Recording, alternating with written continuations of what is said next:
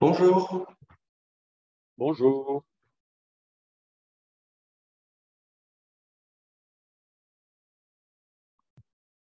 Bonjour, écoutez, je vous propose de commencer. Euh, Bienvenue à toutes et à tous. Merci pour votre présence. Nous sommes ravis de passer ce moment avec vous. Je suis Yann Pinon de CFC Formation et nous avons le plaisir d'être avec vous ce matin et d'animer ce webinaire sur le sujet de l'aménagement urbain en 2023. Un webinaire organisé par CFC Formation et animé par notre formateur et expert Bruno Trancard. Avant de rentrer dans le vif du sujet, une petite précision d'animation. Nous souhaitons que le webinaire soit le plus interactif possible. C'est du direct, donc profitez-en. Vous pouvez utiliser le chat du webinaire pour réagir, poser vos questions, partager vos expériences sur le sujet si vous le souhaitez. C'est toujours intéressant et utile pour nous comme pour vous pour faire de ce webinaire un temps d'échange. Il s'agit du bouton discussion que vous avez en bas au milieu de votre écran sur l'interface Zoom. Nous y répondrons en dernière partie de ce webinaire. On essaiera d'y répondre, ça va dépendre du nombre de questions. Mais voilà, vous pouvez poser vos questions au fil de l'eau. N'hésitez pas à en faire usage, c'est fait pour cela. Alors, un petit mot sur CFC Formation, pour ceux qui ne nous connaissent pas encore. Nous sommes un organisme de formation, donc depuis 1994. Nous sommes spécialisés dans le domaine des marchés et des achats publics, notamment dans le domaine des marchés de travaux, de maîtrise d'œuvre, et aussi en gestion de patrimoine bâti et dans le secteur du bâtiment. Et désormais en aménagement et urbanisme, qui constitue donc aujourd'hui un volet spécifique de notre offre de formation. On propose une offre donc conséquente en présentiel, à distance, avec plus de 170 modules de formation sur tous ces sujets. Et bien sûr, nous répondons aux demandes spécifiques pour construire des formations sur mesure pour nos clients. Et nous sommes d'ailleurs à votre disposition si besoin pour cela. Et vous retrouverez toutes ces informations sur nos formations, les dates de session, sur notre site internet et notre catalogue. Alors, de quoi va-t-on parler aujourd'hui? Donc, sur cette thématique aussi dense, complexe et vaste que l'aménagement urbain, alors ce webinaire est construit comme un échange avec notre formateur et non comme une présentation théorique pure, va nous permettre d'aborder les différents points suivants, donc d'identifier les principaux objectifs portés par l'aménagement urbain aujourd'hui, notamment sur la question de la compétitivité économique, du développement durable. La problématique du ZAN sera posée, bien sûr, le PLU comme document stratégique central, et nous aborderons la question des méthodes, outils, leviers pour une stratégie d'aménagement pertinente et efficace. Tout d'abord, Bruno Trancard, bonjour. Merci pour votre présence. Je vous laisse vous présenter. Oui, merci Yann. Écoutez, moi j'ai une formation au départ d'ingénieur et de gestionnaire de projet. Et j'ai commencé ma carrière à la ville de Paris. J'ai occupé différentes fonctions opérationnelles et ensuite j'ai intégré des entreprises publiques locales, donc ce qu'on appelle les SEM ou les SPL, d'abord sur Paris, puis dans différents endroits en Île-de-France, où j'ai piloté des équipes projets pour réaliser des opérations d'aménagement de tailles très, très diverses. Aujourd'hui, je suis formateur, donc, et je fais un petit peu de coaching et je fais un petit peu de conseil aussi auprès des collectivités locales. D'accord. Eh bien, c'est parti, du coup. Alors, pour commencer, une question assez large et ouverte. Voilà, selon vous, Bruno, quels sont les principaux objectifs, les objectifs essentiels portés par l'aménagement urbain aujourd'hui? Je crois que le premier objectif, c'est d'organiser au mieux l'espace urbain. Une définition un peu réductrice, mais assez complète, pourrait être d'équiper, d'organiser, de disposer les activités humaines d'une manière efficace. Et donc, l'aménagement urbain crée donc de nouvelles fonctionnalités. Ça peut être par exemple l'accueil de nouveaux habitants, d'entreprises, l'ouverture de commerces et de services, la construction d'équipements publics. Il peut aussi répondre à des dysfonctionnements, par exemple apporter de la mixité sociale où il n'y en a pas assez, ou bien construire des logements performants énergétiquement, ou recréer la commercialité dans certains centres-villes. Dans ce domaine, l'aménagement, il faut comprendre que c'est le support de nombreux aspects de la politique sociale. Ainsi, par exemple, il concourt à réduire les inégalités des habitants. Ça peut être le développement des transports en commun pour tous, par exemple, ce qui induit en général souvent une conception plus compacte des villes, mais aussi accès facile aux équipements publics pour tous. Pensez aux questions de déserts médicaux ou au débat sur la fermeture des bureaux de poste que nous vivons maintenant pratiquement partout. Alors, il est réglementé par un article, je ne suis pas juriste, mais il est réglementé par un article, le L300-1 du Code de l'urbanisme, que vous connaissez certainement, qui est un peu une énumération à la Prévert, mais je vais quand même le lire parce que ça permet de mesurer la largeur de vue de cette discipline.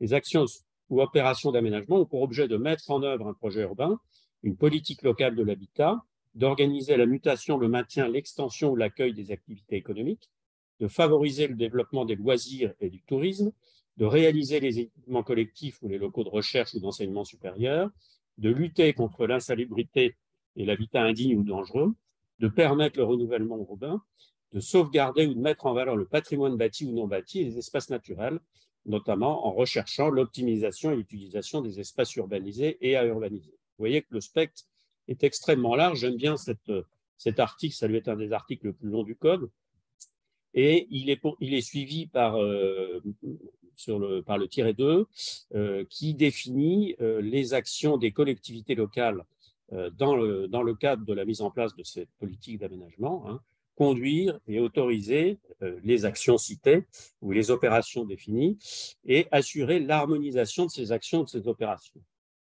Donc, c'est une politique publique qui est très impactante et vous le savez bien, les élus et les services doivent évidemment s'en servir.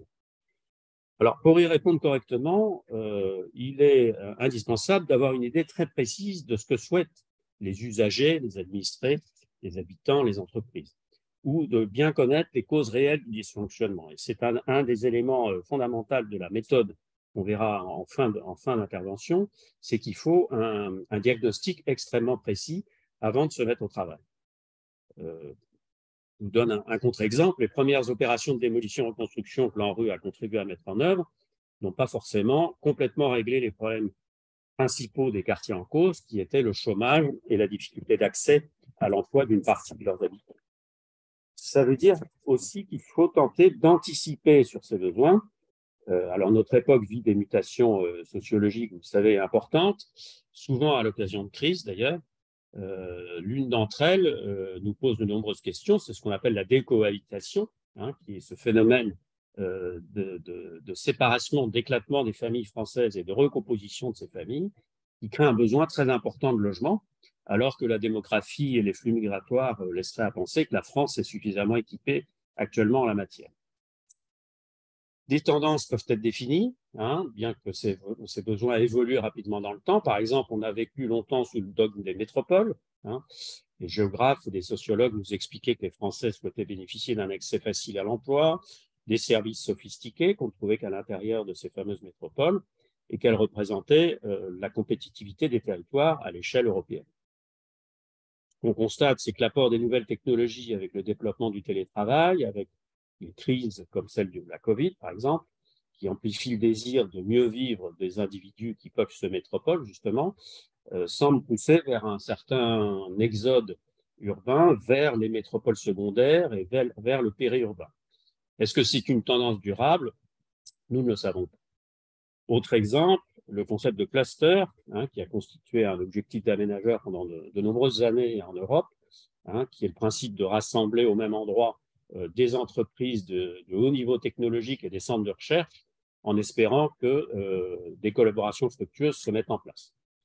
On constate aujourd'hui qu'avec le développement du travail par Internet, le télétravail, ce qui est important aussi dans l'établissement de ces sociétés de haute technologie, c'est surtout d'attirer les cadres de bon niveau. Et donc, ça se traduit aussi par un bon environnement de travail, un accès au logement et aux services de qualité, aux équipements sophistiqués tels que les écoles, les lycées, etc. Donc, en fait, c'est proposer une certaine qualité de la vie aux salariés de ces entreprises. Très bien. Alors, justement, vous parliez de tendance et d'époque. On sait que, voilà, on sait que les Français en général, ont tendance à aimer donner leur opinion, à exprimer leurs avis. C'est le cas notamment, enfin, en partie, voilà, de ces sujets d'opération, d'aménagement. Il y a souvent des réactions passionnées. Euh, comment vous l'expliquez et qu'est-ce qu'on peut en dire? Alors, je pense que l'aménagement urbain, d'abord, est très visible. Hein, dès qu'on agit sur la ville, tout le monde le voit. Et puis, ça répond à un besoin très légitime de se sentir bien dans son environnement. Hein, c'est le fameux quartier où il fait bon vivre. Ça résonne aussi avec des critères culturels et esthétiques qui sont très personnels. Hein, vous le savez, aujourd'hui, il existe plusieurs débats sur la manière de construire les quartiers.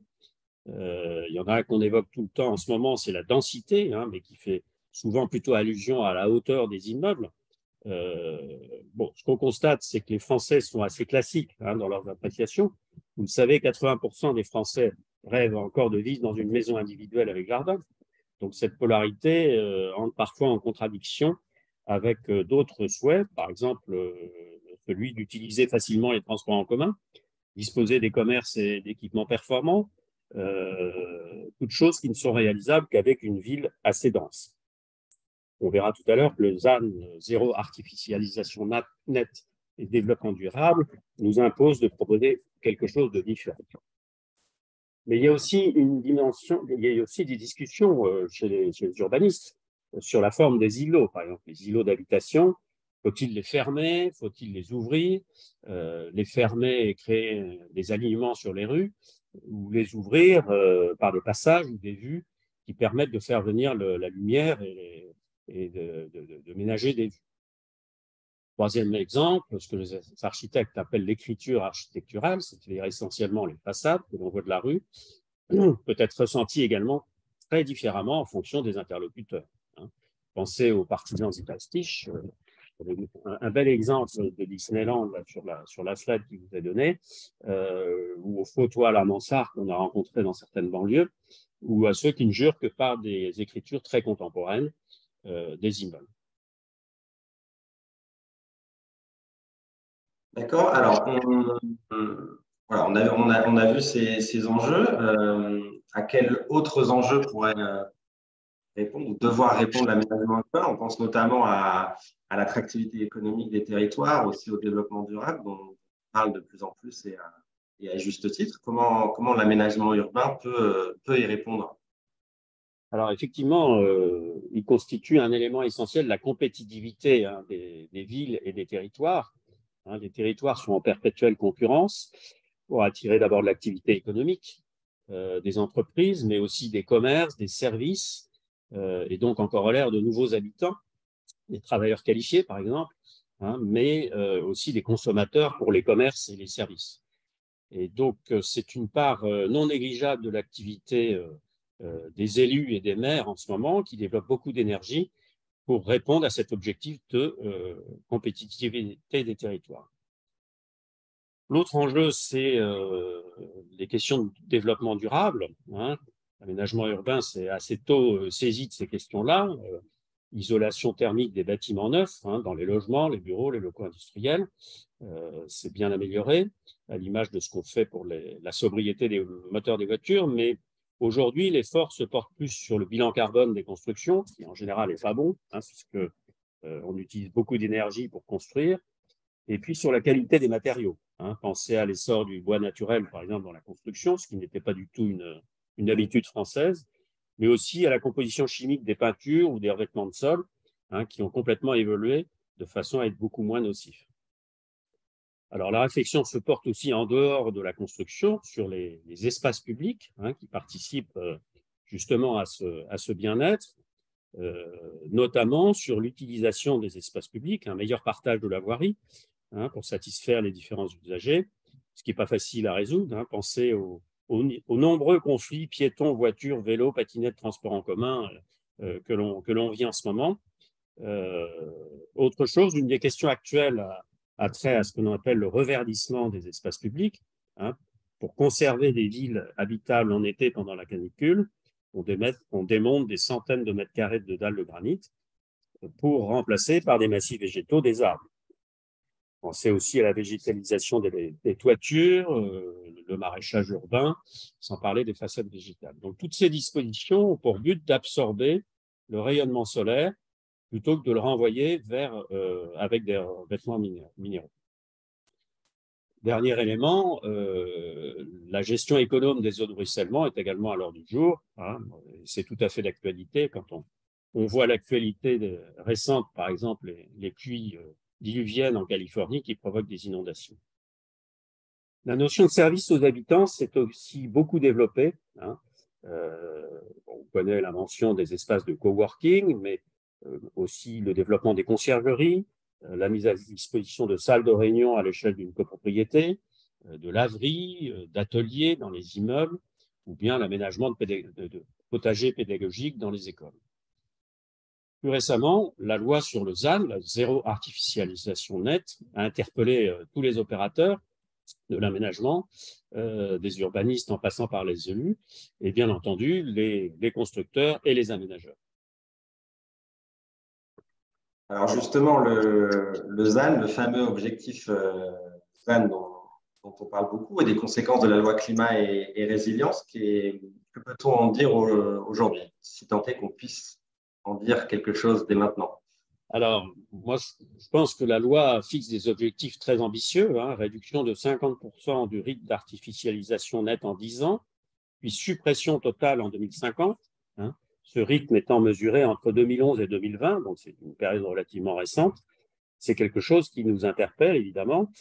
Alors aujourd'hui, les experts et puis les élus pensent que ces dispositions devront être adaptées à chaque territoire. Hein. On n'agit sans doute pas de la même façon dans une région très dense comme l'Île-de-France que dans une région beaucoup moins dense, et que sans doute les rythmes envisagés vont être revus. Vous savez, il y a une commission actuellement au Sénat qui discute de ces questions. Cela étant, c'est quelque chose qui va s'imposer à nous, hein, qui s'impose déjà à nous. Il y a déjà un certain nombre de projets qui sont mis en cause sur ce sujet. Et cette disposition nous lance plusieurs défis, hein, celui du maintien du rythme de construction de logements. Les experts estiment qu'il faudra construire à peu près 8 millions de logements en France d'ici à 2050. Donc, où va-t-on les construire?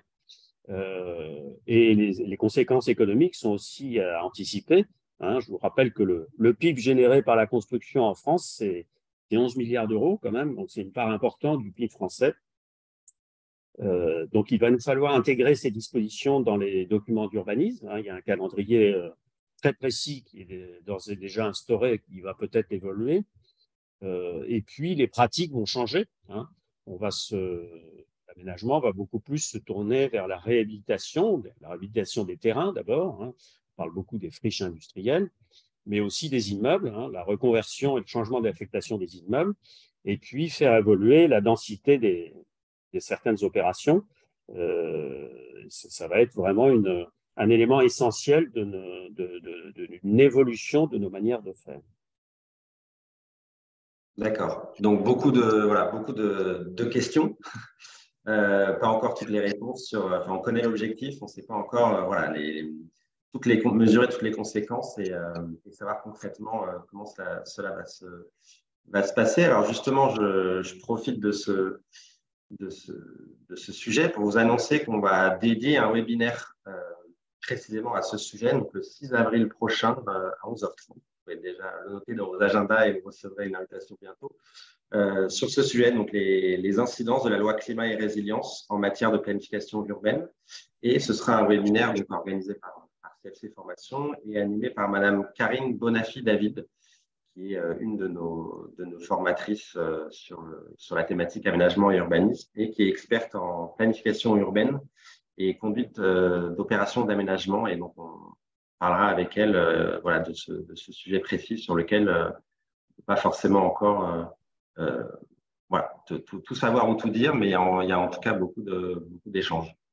intéressant à avoir. Alors, justement, après avoir échangé sur tous ces objectifs et ces enjeux de l'aménagement urbain, concrètement, quelle est la méthode, enfin, là où les méthodes possibles pour atteindre ces différents objectifs? Est-ce que vous pouvez nous donner des orientations pour être un Alors, on peu peut donner des plus orientations, précis? chacun a sa méthode, bien sûr. Mais je crois que la première attention doit être portée sur le PLU. Hein, c'est vraiment le document stratégique en matière d'aménagement urbain, le plan local d'urbanisme qui regroupe tous les documents qui encadrent le développement urbain d'une commune, projet d'aménagement du territoire, règles de construction, préservation de l'environnement. Hein, c'est l'outil principal euh, de la stratégie d'aménagement à l'échelle d'une commune ou d'un groupement de communes, une intercommunalité. Il définit les grandes orientations du projet global d'aménagement de la commune dans le respect du développement durable et bien sûr, il se réfère aux documents de niveau supérieur, aux régionaux, le SCOT et le SRADET. Donc l'enjeu principal lors de la rédaction d'un PLU, c'est de réussir à apporter une réponse aux besoins de la population en matière de logement, de déplacement et d'infrastructures, tout en préservant les espaces naturels. Hein, rendre possible l'expansion des villes sans en dégrader l'environnement, le patrimoine ni l'architecture. C'est ça l'objectif du PLU. Alors, il y a 3 grands domaines qui sont poursuivis. Hein, planifier la ville, hein, c'est-à-dire fixer les grandes orientations d'aménagement conformes à la vision des élus et planifier les moyens pour atteindre ces objectifs. Deuxième objectif, réglementer le développement de la ville, c'est-à-dire définir les règles de construction. Ça, c'est la partie que l'on connaît le mieux du PLU en général. Hein. Les règles de hauteur, de prospect, etc., de densité, etc., etc. Et le troisième objectif, c'est protéger. Hein, on l'oublie parfois, mais protéger, c'est identifier les éléments du patrimoine jugés intéressants et qui méritent d'être mis en valeur. Ça peut être des bâtiments, ça peut être des espaces verts, des bâtiments particuliers, ou même certains arbres. Vous savez que maintenant, certains arbres sont classés dans les PLU. Voilà, ce document est donc vraiment fondamental pour maîtriser l'aménagement de sa commune. Alors, d'autres orientations peuvent être proposées, d'autres méthodes. Hein. Moi, je pense que une opération d'aménagement urbain, ça ne se conçoit pas en bureau d'études. Hein, elle s'appuie sur un diagnostic de terrain qui doit être extrêmement détaillé, qui définit les besoins, les études préalables dans plein de domaines. Elle nécessite ensuite une concertation avec les riverains et les usagers, une concertation la plus positive possible. Hein. Le projet urbain ne sort pas du carton d'un urbaniste de génie, hein, même s'il a beaucoup de talent. Il se travaille petit à petit, on questionne de nombreux domaines, de nombreux intervenants, et je pense qu'il faut garder une certaine modestie dans ce travail d'interaction entre les différents intervenants. De même, un projet urbain doit être porté par un élu. Hein, il n'a aucune chance d'aboutir s'il n'est pas porté par une vision politique, qui est généralement le maire ou l'adjoint chargé de l'urbanisme qui l'apporte, ou le président de l'intercommunalité. C'est une politique qui est assez complexe à mettre en œuvre, hein, et donc j'insiste sur ce besoin de méthode, parce qu'on peut vraiment très facilement se tromper.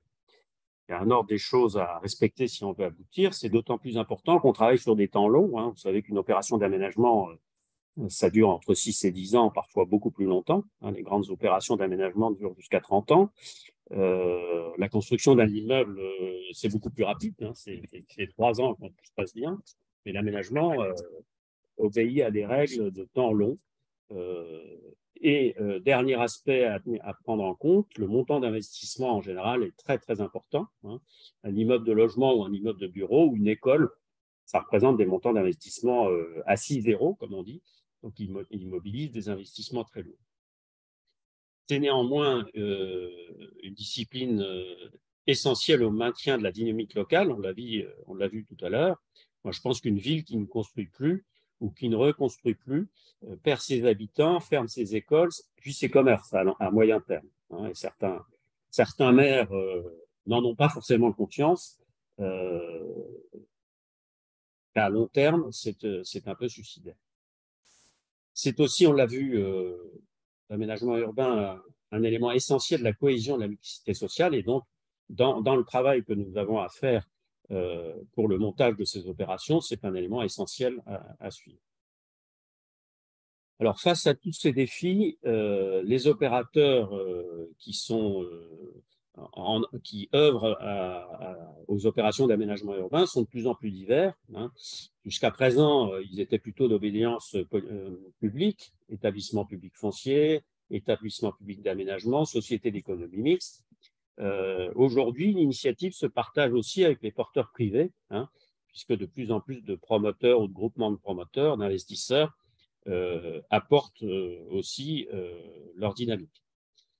Alors, ça nécessite de se préparer, c'est-à-dire que la collectivité locale ne doit pas perdre complètement l'initiative et le contrôle de ces opérations. Et c'est un élément essentiel en termes de méthode parce qu'elles n'ont généralement pas l'habitude de travailler de cette façon-là.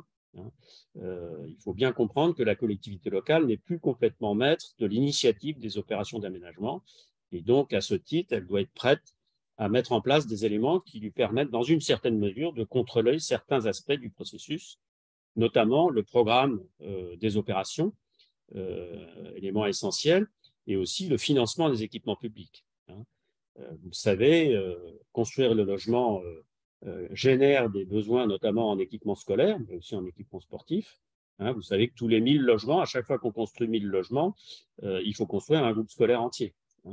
Un groupe scolaire, ça coûte à peu près 15 millions d'euros. Donc, qui prend en charge ces investissements? C'est la question qu'il faut se poser avant de laisser ces initiatives se développer. Donc, les outils existent, heureusement, pour contrôler et maîtriser ces initiatives. Dans le bon sens du terme, il faut savoir s'en servir.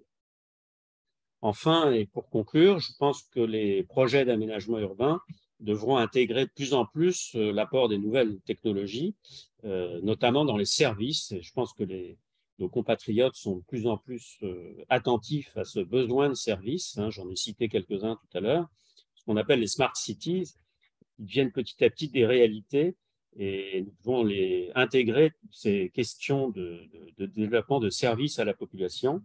L'aménagement urbain devient de plus en plus orienté vers ces services à la population, plus que vers les infrastructures. Voilà ce que je pouvais dire sur quelques questions de méthode qu'on peut aborder aujourd'hui.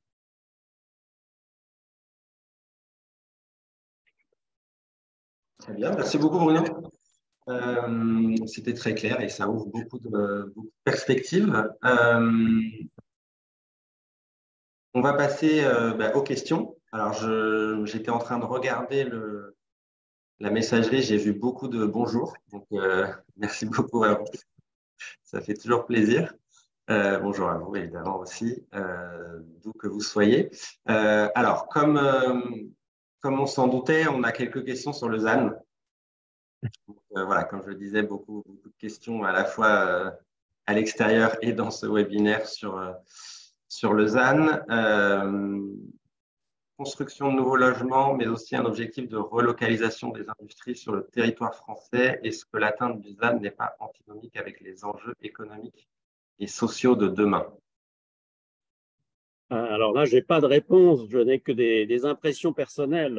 D'abord, je pense que le ZAN s'impose à nous. La loi est votée, on discute sur les décrets de mise en œuvre et c'est devenu une réalité. Je lisais le journal ce matin, je crois qu'il y a des opérations importantes d'infrastructures routières notamment qui sont gelées au motif qu'il viendra en contradiction avec les dispositions de la loi. Et je crois que c'est aussi bien qu'on se repose ce genre de questions au moment où la France est quand même bien équipée. Et il faut évidemment se poser la question de l'opportunité. Moi, je ne pense pas qu'elle soit antinomique avec les enjeux économiques et sociaux de demain. Je pense qu'il faut qu'on réinvente la façon de travailler. Alors, on n'a pas toutes les réponses aujourd'hui, c'est clair.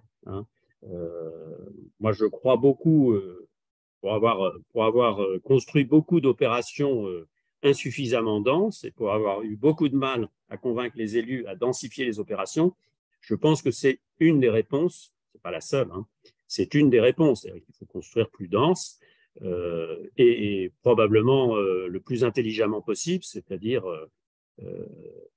proposer des espaces publics de qualité, faire des projets avec beaucoup de qualité intrinsèque. Mais je pense que ce n'est pas complètement antinomique. L'expérience nous montrera si on y arrive. D'accord. Et une autre question sur le ZAN, indépendamment de son intégration dans les PLU, le ZAN ne s'impose-t-il pas d'ores et déjà aux opérations d'aménagement? Si, mais je crois que la prise de conscience est faite. Enfin, je citais l'exemple, c'est à Rouen, en fait, hein, le contournement de Rouen qui est gelé au motif du ZAN. Je crois que c'est rentré dans les faits, hein. La question qu'on se pose, c'est comment on fait pour respecter ces objectifs que tout le monde partage, je crois. Personne n'est contre l'objectif du ZAN. Par contre, il faut faire fonctionner nos intelligences pour trouver les méthodes pour continuer à avancer, hein. C'est clair que l'aménagement urbain est nécessaire. Je crois l'avoir un petit peu démontré lors de mon intervention. C'est un élément essentiel de la politique sociale aussi, hein. Donc, c'est important de continuer à construire et à reconstruire. Mais probablement, il va falloir construire autrement. Tellement. D'accord, merci. Alors, pas sur le ZAN cette fois-ci, une question. Par rapport à la méthode et aux orientations que vous évoquez, on a un participant qui nous écrit « Partir du diagnostic territorial peut bloquer certains territoires qui ont du mal à se projeter et à sortir de l'éternel diagnostic.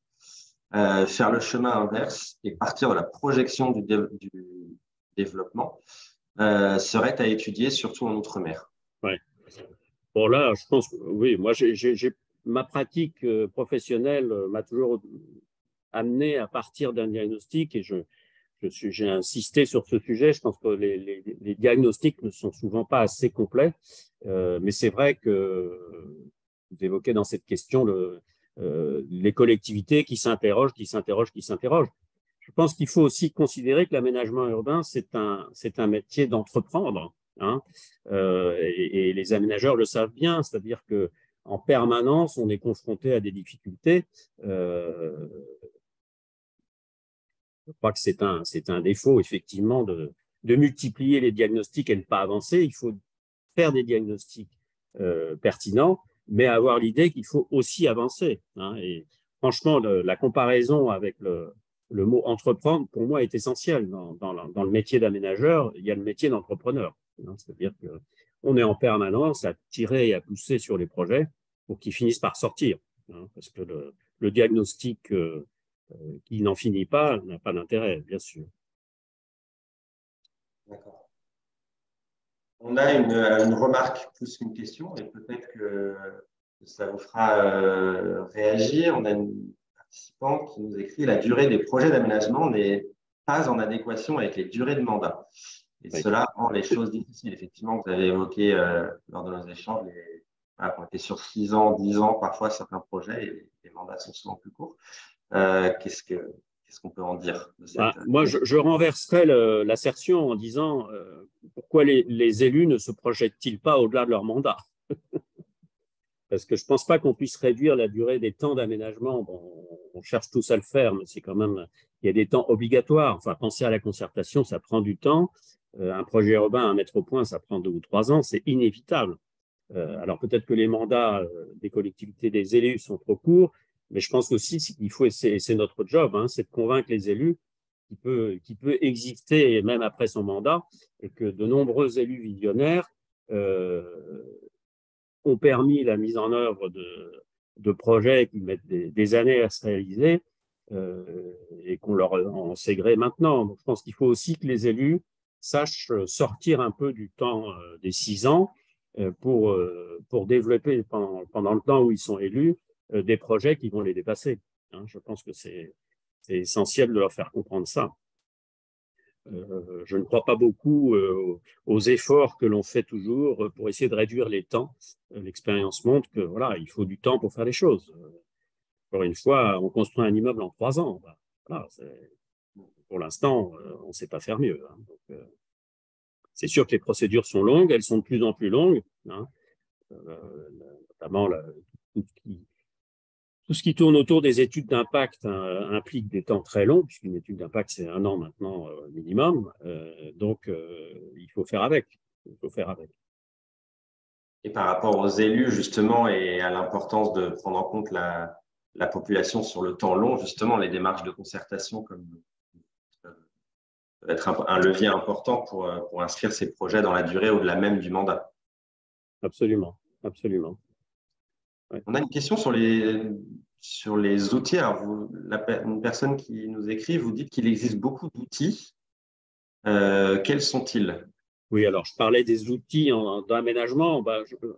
Quand j'évoquais la question du financement des équipements publics, par exemple, je pensais à des procédures qu'on appelle le PUP, hein, qui sont maintenant bien au point, qui permettent de faire financer en partie le coût des équipements publics à la structure qui initie la construction. En termes plus clairs, quand on construit des logements, on peut, avec cette procédure de PUP, faire participer les promoteurs à la construction d'équipements publics. Ça, c'est quelque chose qui existe depuis une dizaine d'années, qui fonctionne très bien, moi que j'ai beaucoup utilisé, et qui permettent aussi de faire prendre confiance. D'abord, ça permet d'engager un dialogue avec le promoteur en disant vous allez construire 500 logements, c'est très intéressant, on est très content, mais ça génère des besoins scolaires. Donc ça, c'est quelque chose qui est positif de discuter avec le promoteur de cette question. Et ensuite, on le fait participer en remplacement de la taxe d'aménagement, de la part locale de la taxe d'aménagement, aux dépenses induites par ce besoin d'équipement scolaire. Voilà. C'est un exemple, hein, mais il y a d'autres outils qui existent. Je vous engage à suivre les formations qu'on a mis au point d'ailleurs, parce qu'elles sont là pour expliquer comment fonctionnent tous ces outils, comment s'en servir. Alors justement, merci beaucoup pour cette transition. Effectivement, voilà, comme voilà, nous profitons de ce webinaire et de cet échange avec vous pour vous annoncer le lancement officiel aujourd'hui de notre offre de formation entièrement dédiée à l'aménagement et à l'urbanisme. Voilà, nous sommes très heureux de vous annoncer ce lancement de 8 nouvelles formations sur cette thématique, donc portées chacune par des experts dans leur domaine et avec, comme toujours, une forte dimension opérationnelle et concrète en fidélité avec notre ADN et notre approche pédagogique que certains d'entre vous connaissent déjà. Pour vous les présenter rapidement, donc sur l'aménagement et l'urbanisme, on va être sur deux volets. Un premier volet stratégie et développement opérationnel, dans lequel on va retrouver une formation d'initiation à l'aménagement urbain animée par notre formateur expert Bruno Trancart que vous connaissez maintenant aujourd'hui.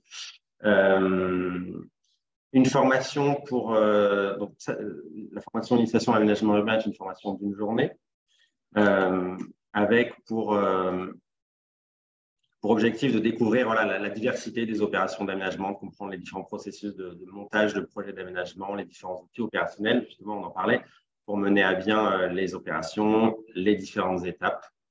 On a une formation de 2 jours par Martin Rolleguenec, qui est directeur de projet en stratégie territoriale, sur intégrer les mutations en cours dans vos projets d'aménagement. Là, c'est une formation avec beaucoup d'ateliers de co-développement, de cas pratiques, de serious game, donc beaucoup d'interactivité et d'interaction pour faire prendre en compte, pour essayer de prendre en compte voilà, l'impact des différentes mutations en cours, dont évidemment le changement climatique, voilà, pour maîtriser les fondamentaux de la fabrique de la ville et des territoires et de voir comment les mutations en cours impactent cette fabrique de la ville, comprendre les différents impacts et essayer justement de les anticiper. On parle aussi de résilience territoriale. Toujours en stratégie et développement opérationnel, on a 3 autres formations.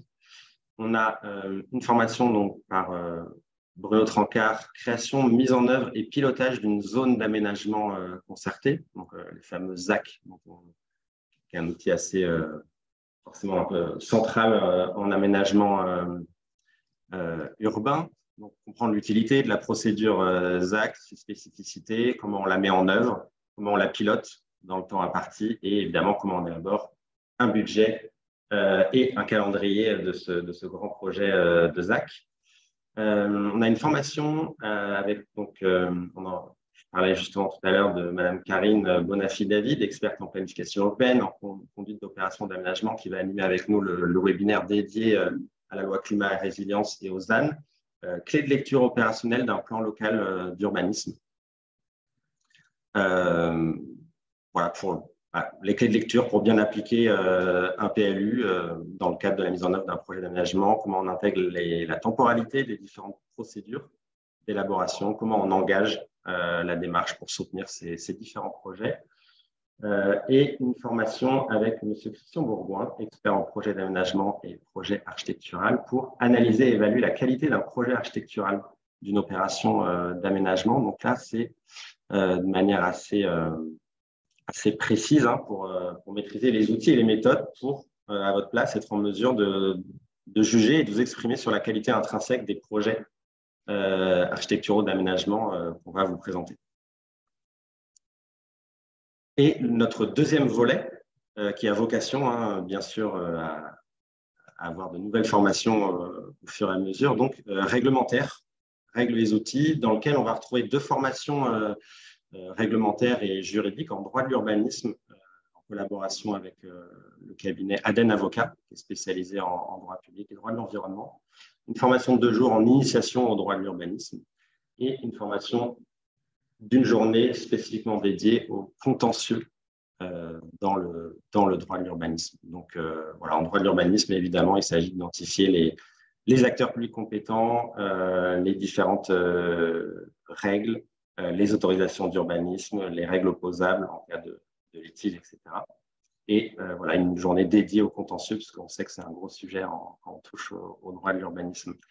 Et enfin, une formation avec Madame Marie-Catherine Bernard, qui est experte dans le management de projet, l'élaboration des stratégies de concertation, sur la mise en place d'une démarche de concertation réussie. On en parlait justement il y a quelques minutes avec Bruno. Voilà, il faut prendre conscience de l'importance de mettre en place ces démarches pour accompagner dans le temps les projets, avoir le soutien de la population. Et il y a évidemment pour ça une méthode, des outils, des possibilités qui s'offrent à vous, et cette formation est spécifiquement sur ce sujet.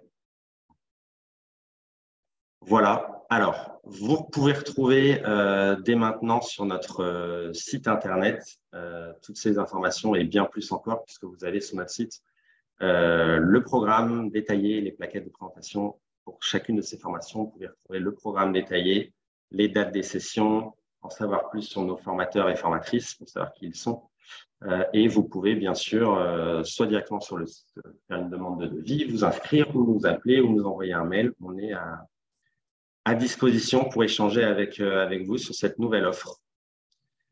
Voilà, merci beaucoup à vous pour votre présence. Merci beaucoup Bruno pour cet échange avec plaisir. passionnant. Merci beaucoup à vous et on vous souhaite une très bonne journée. Merci à vous. Merci.